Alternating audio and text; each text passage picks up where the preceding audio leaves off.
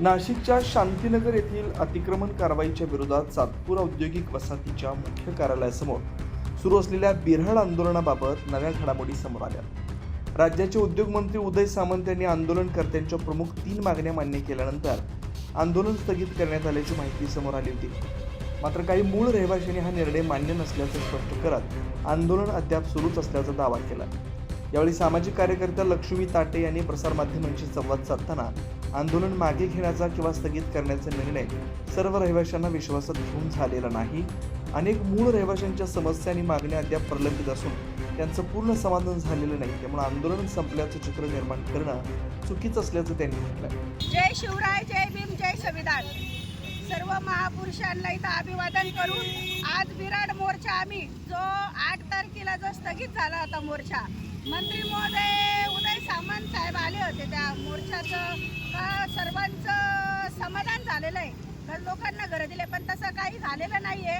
कारण जे पत्र दिलं होतं प्रशांत खरातला, तर त्या प्रशांत खरातने आम्हाला ते पत्र दाखवलं नाही आणि मंत्री महोदयांनी आम्हाला पत्र दाखवलं नाही का त्याच्यात काय मान्य केलंय तुम्ही आमच्या अटी शर्ती। त्याच्यामुळे आम्ही त्या दिवशी आम्ही समाधानी शांतीनगरच्या लोकांना आहोत। आम्हाला याच्यातनं साहेबांना सांगायचं आहे मंत्री महोदयांना, पण नाशिकला येऊन आपण काय खिरापत वाटली।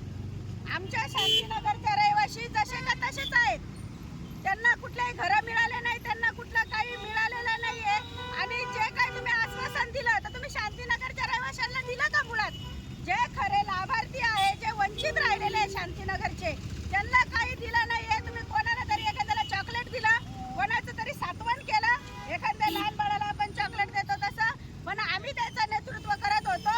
आम्हाला कुठल्या परिस्थितीसाठी नाही करत आहे, आम्ही गोरगरिबांना घरं मिळावे याच्यासाठी सातत्याने भांडत होतो। पहिल्या दिवसापासून मी असेल, रवी असेल, आम्ही याचा पाठपुरावा करत होतो। आम्ही माननीय खासदार श्रीकांतजी शिंदे साहेब यांची भेट घेण्यासाठी आम्ही ठाण्याच्या त्यांच्या निवासस्थानी गेलो असता त्यांनी आम्हाला त्यावेळेला विधान परिषदेची निवडणूक लागली होती, तर त्यांना आम्ही कोणाच्या तरी माध्यमातून फोन केला का साहेबांना सांगा आम्ही नाशिकच्या शांतीनगरचे शिष्टमंडळ तुम्हाला भेटायला आलेलो आहे, रात्रीतनं आमचं घर सकाळी तुटणार आहे साहेब, तुम्ही आम्हाला वेळ द्या।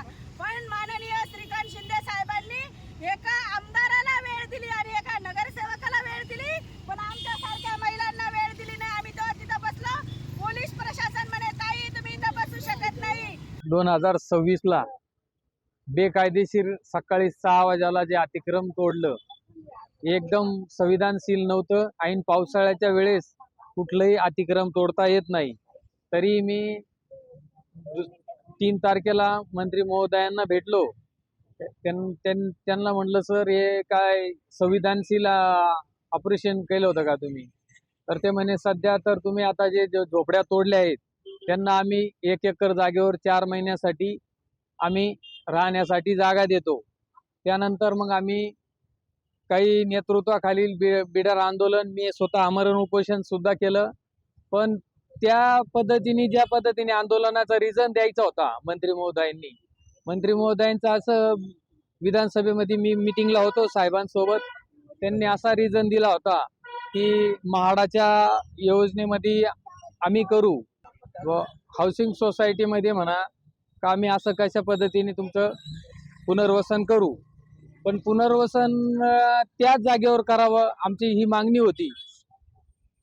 पण मग मंत्री महोदयांनी तिथं विधानसभेत बैठकीमध्ये म्हणलं का आम्ही सकारात्मक निर्णय घेऊ, पण या आंदोलन सोडण्यावेळी ज्या वेळेस आले त्यावेळेस तो कागद आमच्याकडे नाहीये, पण माहितीनुसार त्याच्यामध्ये असं आहे की गेल्या 4 महिन्यासाठी तुम्हाला आम्ही तिथं झोपड्या बांधून देऊ आणि नंतर तुमचा पुनर्वसनाचा निर्णय घेऊ।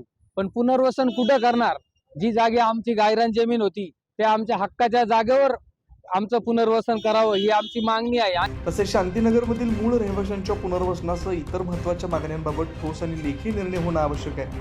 रहिवाशांच्या हिताशी तडजोड होणार नाही यासाठी बिऱ्हाड आंदोलन सुरू ठेवण्यात येणार असून पुढील दिशा लवकरच जाहीर केली जाईल असं यावेळी त्यांनी सांगितलं। दरम्यान उद्योगमंत्री उदय सामंत यांनी आंदोलनकर्त्यांच्या 3 प्रमुख मागण्यांबाबत सकारात्मक भूमिका घेतल्यानं काहींनी आंदोलन स्थगित करण्याचा निर्णय घेतला असला तरी मूळ रहिवाशांचा एक गट अजूनही आंदोलनाच्या भूमिकेवर ठाम असल्याचं दिसून येत आहे। यावेळी संजय सूर्यवंशी, सनी बोरकर, कुलदीप मुसळे, वनिराम कांबळे, सिद्धार्थ पारवे, कमला पवार, मंदा सोनवणे, शिल्पा गाडेकर, मंदात थोरात यासह स्थानिक रहिवासी उपस्थित होते। त्यामुळे शांतीनगर अतिक्रमण प्रकरण पुन्हा चर्चेत आलंय।